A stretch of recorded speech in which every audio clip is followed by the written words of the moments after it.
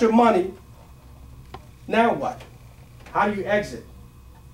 How do you get out of the deal? How do you get your money out and go to the next deal? All right, so we'll talk about that.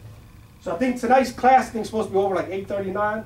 So we're going to try to go over a lot of this stuff, but on September the 15th, which is a Saturday, I'm supposed to come back and cover a lot of this stuff in more detail. So the first thing we'll talk about today is, well, how do you find the deal? How do you locate a property? Right, so you got your probate deals out there, you got your estate deals out there, you have absentee owners, you got properties that are tax liens, all this stuff is out there. Well, how do you find them? How do you get to them? Right? So the MRIS, everybody's looking at the MRIS. Everybody is looking at there. So one of the things that we do a lot of postcards, we do a lot of direct mails, we buy lists from list brokers, we buy absentee list owners, and we're constantly marketing to these guys. Right? Sometimes you send out 1,000 mail campaign, you may get 10%. You may get 5% back. But you got to work them. You got to get on the phone. You got to send them emails. You got to send them information. You got to constantly be engaging with these guys, right? One deal alone could put $10,000, $15,000 in your pocket. One deal alone. So if you spend $10,000 on a marketing campaign, so what? You get $15,000 back on one deal, but now you also got a pipeline of other potential people that you're still working. They may not pay off until 30 to 90 to 60 days later, but you keep nurturing them. You keep dripping on them. You keep sending them drip email campaigns. Well, we use Infusionsoft. Infusionsoft is a very large CRM type of application. And Clint runs that application. So we put all of our guys in there. So we categorize them. These are buyers, these are sellers, these are wholesalers, these are probate, these are estate sales. We have different campaigns. So we're always dripping on them. So even though they come into the funnel, and we send them 1 or 2 emails, but we're always constantly sending them a phone call along with it. We send them a text message, right? So it's the whole follow-up. You got to constantly follow up with these folks, but you never know when it's going to pay off. I got a deal now. We've been working this deal for almost 9 months. 9 months we've been working this deal. Okay. Well, we just kept at it. We just kept at it. The mom died. The son and the daughter was going back and forth. She was the estate. I didn't want to sell the house. The guy wants to sell the house. And the guy had drug problems, and the girl wanted to live in the house. So it was back and forth, but finally, it got to the point where it was going to go to foreclosure. They were behind on their taxes. And then they called us back and said, okay, let's come in, let's sit down, let's talk. We went in, we talked, we presented our numbers, we presented what the house was worth. We did a rehab budget, we did analysis on the neighborhood, and we said, here's what we can offer you. And we got the deal. But it's about being persistent and being consistent. Just keep at it, it's going to pay off. Right? So on this particular project, we're going to do the construction part of it, and we're going to list the property. So we get paid on both ends. And that's the power of being an agent and an investor. Right? So try to have as much control over the transactions as possible. Okay? So in terms of the wholesale, there's a lot of wholesalers out there. There's tons and tons of wholesalers out there. It's one of the easiest way to get into the market because a lot of people don't have cash. They're not sitting on $100,000, $200,000 cash. Right? So everybody, well, I want to get into the game, I want to be a wholesaler. Well, you have a lot of competition out there. In order to be a real good wholesaler, you got to constantly be out there marketing. You got to constantly be in the emails. You constantly got to be in MRIS. You constantly got to be doing postcards, direct mail, making phone calls every single day. And then once you get it, you have to have your cash buyers lined up. Because once you get 1 or 2 properties under contract, well, you want to get rid of it so you can get your $5,000, $10,000, $20,000 markup, right? So then the part 2 of that is, 1, getting the property. Part 2 is having your cash buyers lined up. And then if you got 10 or 15 cash buyers, you don't need a whole lot of them. And the good thing is, right now, there are so many cash buyers in our area. There's so much cash in this area. Between the Chinese coming in here, dropping a lot of money in DC, Maryland, Virginia, and the overseas money from Middle East and so forth, there's a lot of cash buyers. Everybody's looking for deals. Today alone, I got 5 phone calls today alone. Hey man, you got any wholesale deals? You got any wholesale deals? They're looking for anything and everything. There are so many investors out there. So you got to build a pipeline of properties, but you also at the same time got to build a pipeline of cash buyers at the same time. Now, some of the times when you talk to some of these folks and you talk, they say, well, I don't want to wholesale the property. Well, now if you're an agent, you can maybe list the property. You could do a short sale. Right? You could list, now you can get the commission. So you just switch your hats and you put on your agent hat. You say, okay, well, let me try to list it for you. And you can even offer to do an open listing. And the open listing, you just took the real estate class, right? So you do an open listing, you give them the power to try to sell it, or you could try to sell it. Either way, they're trying to move the property, right? So you could give them a lot of different options as being an agent slash investor slash wholesaler. Okay? So does that, any questions so far? If you have any questions, just raise your hand and I'll cover questions, so we don't have to wait till the end. I'm not 100% sure what is a wholesaler. Can you break that down a little bit? A wholesaler is basically somebody that's looking for a property that's undervalued, and let's say a phone. Right? If you buy a cell phone for $1, you want to try to sell it for $1.50. It might be worth $3. Yes. Right? So you want to try to get a distressed asset at a discounted price, have a little bit of markup on it, and have enough meat left on the bone where the investor could either flip it, wholesale it, or hold it for cash flow. Okay. Right. Any other questions? Okay. All right, so now we're going to talk about contractors.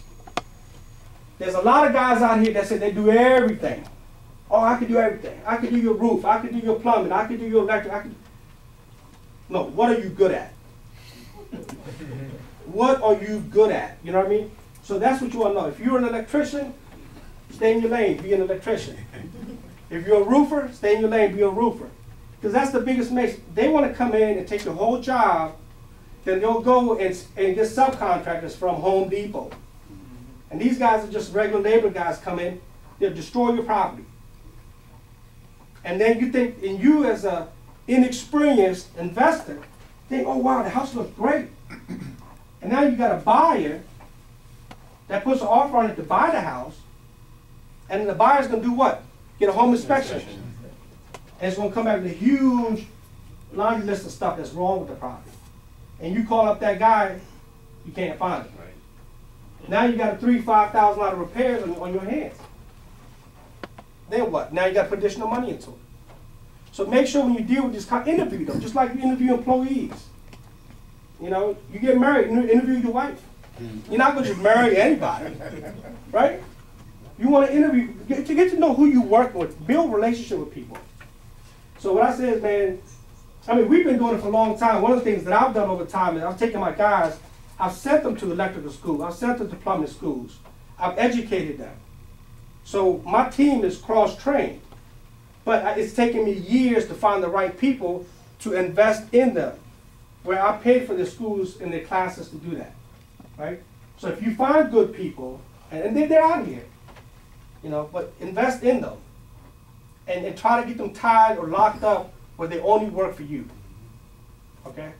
And then when it comes to electrical and plumbing and HVAC stuff, you know, again, get somebody that's licensed, bonded, insured, get on their insurance, protect your butt.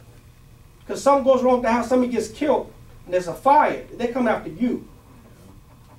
Okay, that's a risk that you don't, I mean, over $10,000 to $15,000, you guys don't want to be in jail. Right, I see fires all the time. Okay. And then when it comes to the materials you want to use, like I said, you don't want to build a Porsche on a Volkswagen lot, right?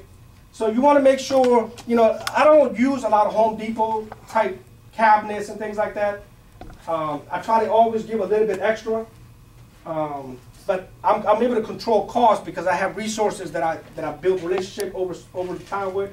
So I try to use better cabinets, because you know you always want to try to get that wow factor. So once your house is ready and it's completed, and you get a cleaning company to come clean it, put the air fresheners in there, and it smells great, you got it staged and everything, you know, you want the people to come in They're like, wow, this is nice. Because you want to get that money turned. You want to turn your money. You want to get the money turned, get a contract, and get it moving. So, but again, when it comes to the materials, there's a process. So if you know the job is going to take 10 weeks, you don't want to order your cabinets first week and have them sitting there because somebody's going to steal them. Or they're going to get damaged. They're going to get paint on them. They're going to get plaster on them. So if you know you got to do demolition, build your material list for your demolition. Get your dumpsters, get your demolition crew out there, get it all cleaned out. Then if you know you got to run the wire, bring your electricians in there, run the wires, get your GFIs, run all your wires, put your breakers in, get all that done. At the same time, while the walls are open, get your plumbing guys in there. Run your plumbing. And before you close up the walls, make sure you test the water. Run the water for a day. Make sure all the couplings and the T's and the joints are nice and tight. Okay, because last thing you want to do is shut up the ceiling, close the ceiling, next thing there's a leak. And the thing's water travels. So you think the leak is here, but the leak could have been way back there. And you got to tear up the whole ceiling. Right? So test the plumbing. Same thing with HVAC. Okay, you run your ductwork in. Okay, the walls are open, you put in your HVAC. And if it's a 3-story colonial, you want to make sure the airflow is properly cooling upstairs as it is downstairs. Right? So you want, because these are all the things that an inspector is going to look for when you get a buyer. They're going to come and check your ventilation system. They're going to check your return. They're going to check the supply. They're going to make sure you got the right tonnage in there. And with the HVACs, I'll tell you, a lot of these guys are always trying to oversell you. Oh, you need a 6-ton unit in this house. Okay? You don't need a 6-ton unit. The rule of thumb is, basically, if it's a 2-story house or if it's a condo, you could get away with the heat pump. Okay, you get 1.5, 2-ton heat pump, you're good. Okay, if it's a 3-story, you can get like a 3.5-ton, 4-ton, you're good. So, and again, I try not to use lower end like Duquesne or Goodman. I try to go with a better brand because I mean, most of these buyers out here are educated. That's the thing about today's real estate market is a lot of these buyers out here, they have access to the internet and they read up on this stuff, especially if they're first-time home buyers. Last thing they want to do is get into a house that's a lemon. And they got to put another $10,000, $20,000 into it. So they're doing a lot of research. They're looking at the manufacturers. They're looking at brand. They're looking at see what kind of sinks and toilets and HVACs you're using. They're doing a lot of research.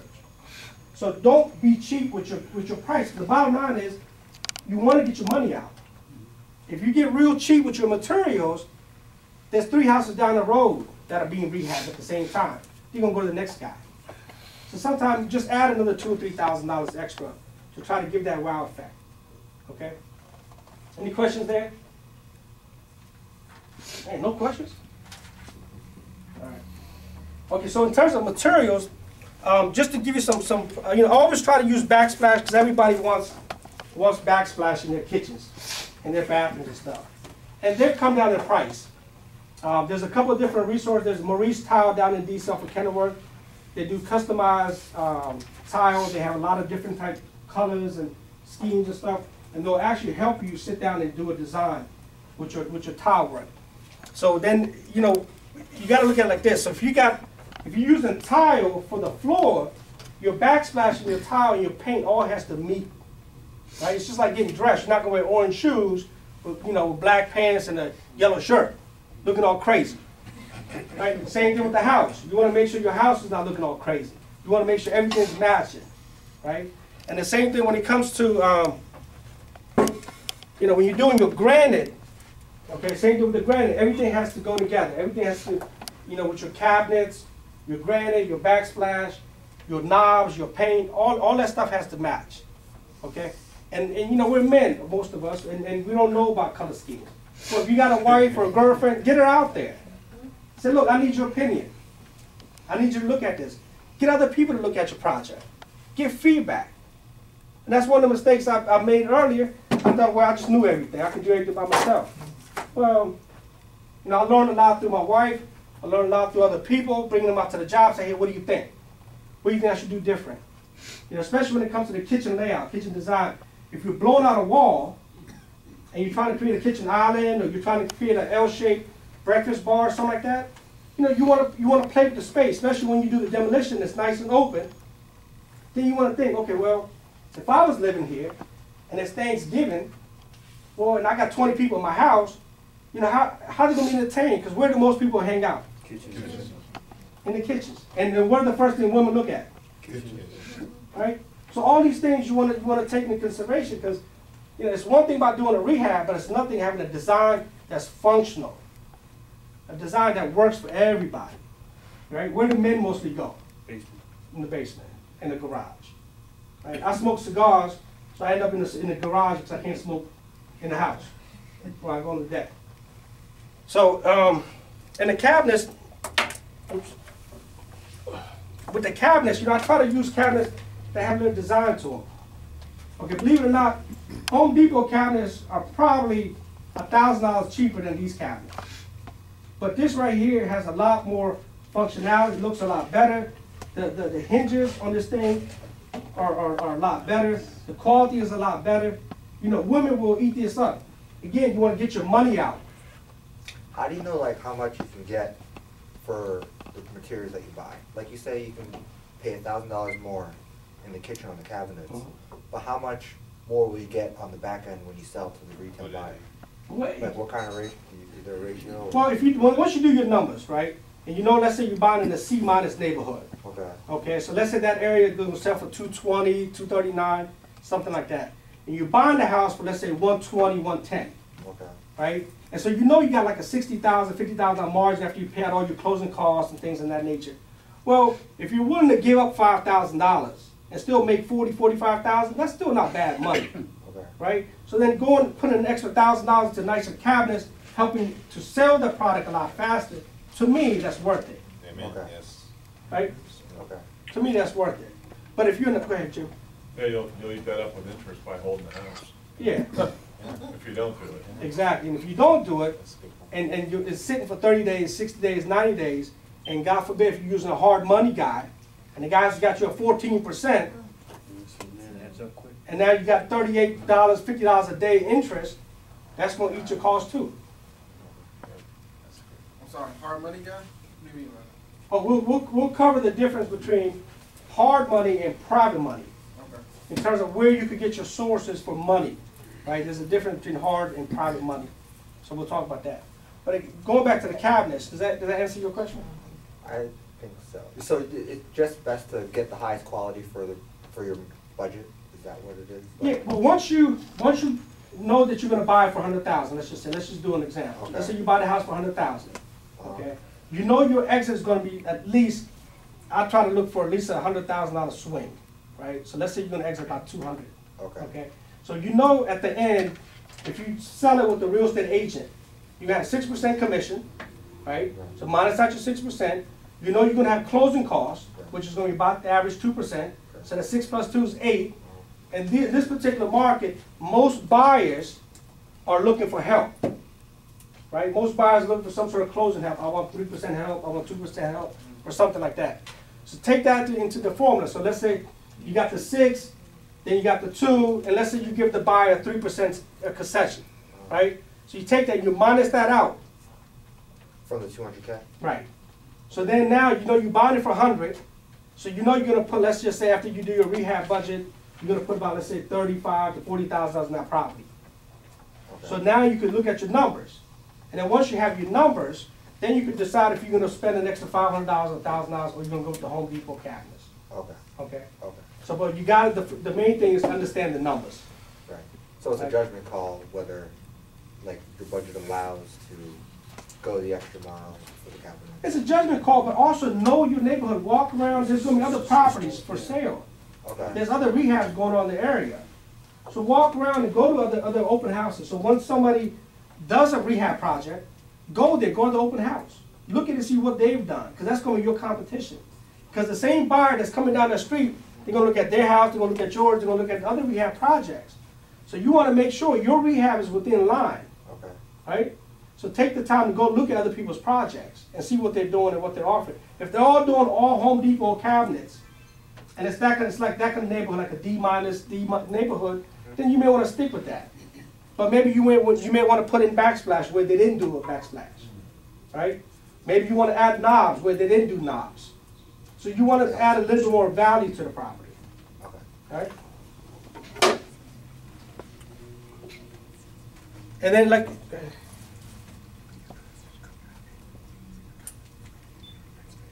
okay. So and then the same thing with hardwood floors.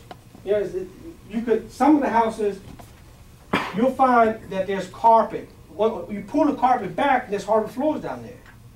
Hey, for investors, that's a great thing. Because a lot of times you could just sand them and refinish them and stain them, and people love hardwood floors. But if you end up getting new hardwood floors, I always recommend to get at least 3 1/4 tongue and groove. And don't try to do that real cheap laminate type stuff. That's a waste of money. That really is a waste of money. Do it right, put the right money into it. You know, again, you want to get the product sold, you want to get your money out, you want to go to the next deal. Always keep that in mind, okay? So, and some of the tools to have with you, when you're out there looking at properties, you always want to have a, tape measure. You know, that way you can measure everything, measure the floors, the carpet, things like that. Always want to have a knife. Believe me, it's crazy, but you got to have a knife. You got to have a knife. There's a lot of times, you get out there and things get locked, it gets jammed, and this knife comes in handy. You got to cut things, you got to get into the house, lock boxes get locked up. You maybe got to cut the corner of the carpet and pull the carpet back to see if there's hardwood floors under there. You got to have a knife. Have a flashlight, because a lot of times these homes, the REO properties, short sale, they're vacant, they're abandoned. You got to have a flashlight to get in, look at stuff, especially when you go to the basements. Electric panel. Okay, to do a heavy up on a house is at least $4,000 on a heavy up. Okay, a lot of homes that were built in the 50s and 60s, they have the fuse boxes, or they usually got 100 amp, or maybe 150. Well, back in the day, people didn't have 5 TVs and microwaves and all this stuff, right? So to do a heavy up, at least a 200 amp is what's required today. At least a minimum 200. I mean, we got multiple TVs, and I grew up, living in an apartment, so we used to turn on the ironing machine, the lights would go off. You know what I mean? It just, so that kind of stuff, people don't want it. Yes, Jim. Did you recommend any cabinets other than Home Depot? Yeah, I'll send you the company that I use. Okay. I'm a dealer with these guys, and if you guys put your cards in the back, we're gonna have a drawing. So I'll send you guys the resources that I have. And the same thing with the granite. It took me years to find a couple of good granite people that are at a reasonable price. And the thing about granite people, they'll charge you for the granite, then they'll charge you for the sink, then they'll charge you for the cutout, then they'll charge you for the edges, to do the edges. So try to get somebody that will give you one price for the whole thing, right? So I'll give you my resources for the granite as well. You shouldn't pay no more than $25 to $30 for a finished granite project per foot. Okay. So what else? Oh, simple things like this, like staining the deck. If you just stain the deck, it's like $58 to buy a whole 5-gallon. You can stain the deck and give the deck a brand new finish.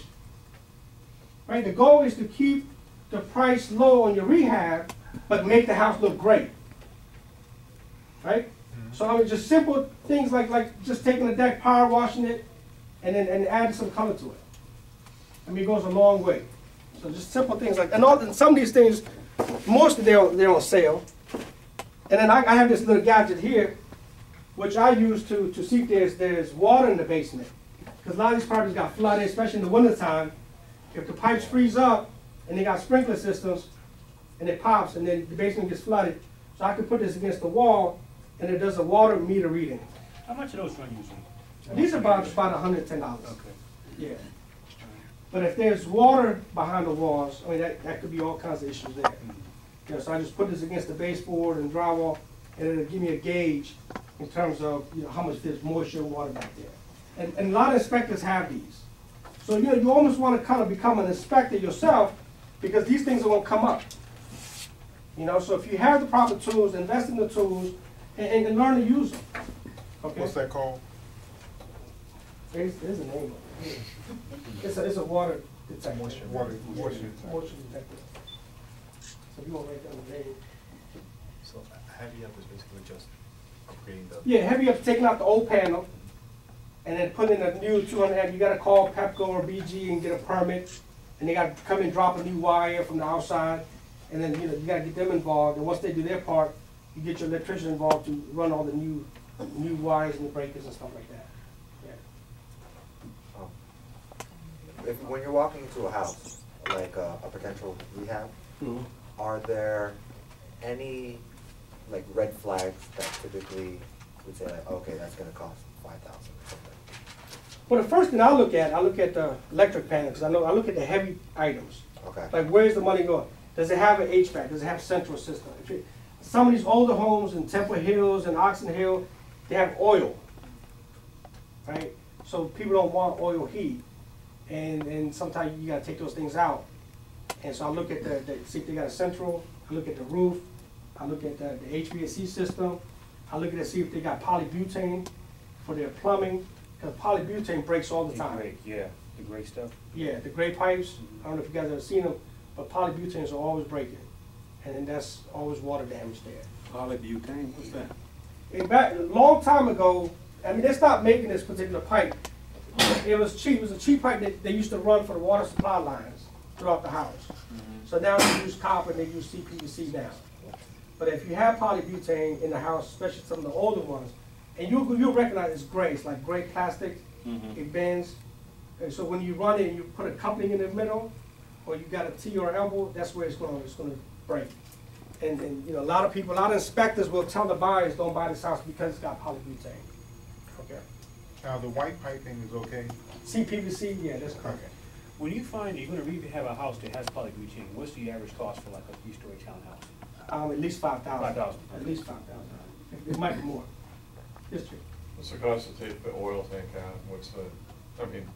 Well, two things happen. In DC, a lot of times the oil tanks are buried underground, right? So what we've done in DC is, you know, we'll suck out the oil as much as we can, and then we'll fill it up with concrete and sand, and absorb up whatever oil's in there. Because, you know, and you have to disclose there's an oil tank underground. And some of the Maryland projects, you know, we'll suck out the oil, we'll cut out the pipe. I'll call a metal guy that does like, you know, metal scrap type work. Hey, come get this. So they'll come get the metal and they'll sell the metal. You know? Don't you have to any soil tests? Not if the oil tank's inside the house. Oh, inside the house? Yeah. Okay. But in DC, if it's buried underground, you take all the oil out and you fill it up with sand and concrete and you make sure everything's absorbed. I mean, you just disclose that, hey, look, there was a tank in there, this is what we did. Do you have to call an inspector for that? Yeah, you gotta call an inspector. And they gotta pass it? Yeah, they gotta pass it. Environmental service, have to call environmental service company to DC. Yeah. Along with the inspector. So, okay, so I'm running out of time, but does that help? Yeah, One more thing you want to add in, when you're looking at a house or whatnot, one of the most important parts is checking structure. Yeah, you wanna check the foundation, the structure. That's gonna be your biggest concern for a house. Because sometimes, especially if the house is on a hill, you spend in Capitol Hill, they got these hills that go up and down like this. Yeah. And if the house is on a hill, well, we all know the earth moves, the earth shifts, right? So if it's on a hill, you want to check the joists, check the beams, you want to check the foundation. I bought a house that had foundation damage. I had to call a civil engineer to come out there. The civil engineer did their studies. They did architect design. We had to re-underpin the house and then get it stamped, get it approved. And we had to show to the buyer, this is what we did to make sure that the foundation and structure was sound. Yes, Jim? For somebody who's new in the business, okay, I mean, I've done a lot of rehab, but would you recommend that they do a property inspection report with a third-party person for a while till they get used to it? Yeah. Just for protecting their Oh, yeah. backside? Yeah. So then they know what's there instead of they think they might miss Exactly. something? So Is what- that a good idea for? No, that's a starting out? great idea. That's so what Jim was saying. What would it cost? $350 Okay. $350. You get a written report with everything on the house? and pictures. Right. And pictures, you know, so, especially if you guys don't know, you've never been out there doing any of this stuff, it's, you know, in real estate, it costs money. Everything you do in real estate is gonna cost you money, okay? But the last thing you wanna do is buy a deal that's got so many problems that you just didn't see them. You know, get an inspector out there, you know, a good one, okay? The one thing about inspectors is that it's not regulated. It's not a regulated industry, so you don't have to be licensed. But I think now that the Maryland law is starting to change, where you have to be a general contractor in order for you to become an inspector. So that just changed recently. So there's a lot of guys out there saying, oh, I can inspect your property. They don't know dick. No, back that up, so you do have to be. Now you do. You have to be licensed. Yeah. You do have to be licensed to be an inspector. So, oh, and then little books like this, I picked this book up just to kind of show you guys. There's a lot of these little books, $8, $9 at the stores. Read them, go through them. It gives you estimates, gives you ideas on how to price stuff. It gives you structure ideas.